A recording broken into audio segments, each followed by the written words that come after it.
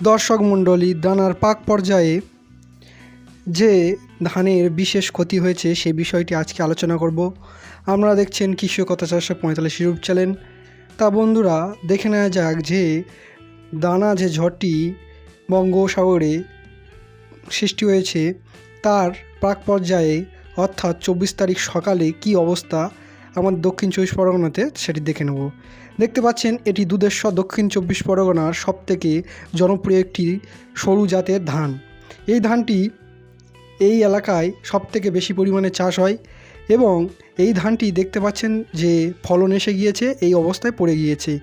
আর এই গাছগুলো দেখতে পাচ্ছেন কত খাঁটো জাতের এবং শক্তপোক্ত ধান, এগুলিও পড়ে গিয়েছে। এই যে ধানটি দেখতে পাচ্ছেন এটি আমার জমি, এই ধানটি হচ্ছে দীপ্তি, এটিও প্রায় কিছু অংশ পড়ে গিয়েছে। এই ধানটি তৈরি হয়ে গিয়েছিল তবু পড়ে গিয়েছে।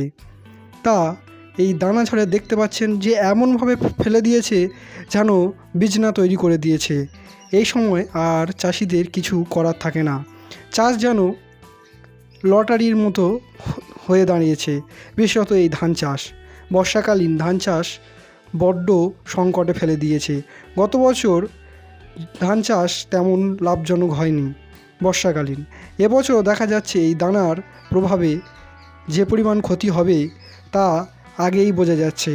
এখনও দানা ঝড়টি আমাদের এদিকে তার প্রভাব তেমনভাবে ফেলেনি, তবুও ধান যেভাবে পড়ে গিয়েছে এগুলি রাস্তার কোল থেকে আমি দেখাচ্ছি উঁচু জায়গা থেকে।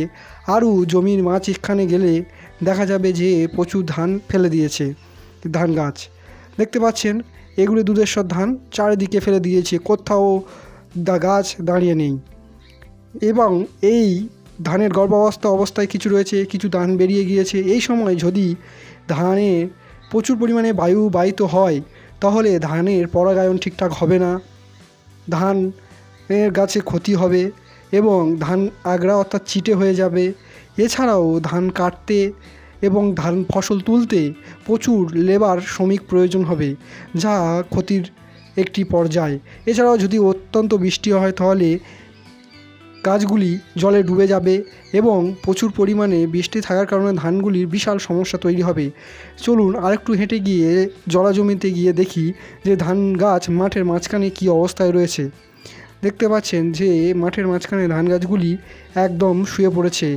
এদিকে দেখতে পাচ্ছেন ধানের ফলন হয়ে গিয়েছে, কিন্তু অপরদিকে দেখা যাচ্ছে ধান সমস্ত পড়ে গিয়েছে। তা বন্ধুরা, আজ এই পর্যন্ত। ধানের পূর্ববর্তী সময় আবার দেখা হবে।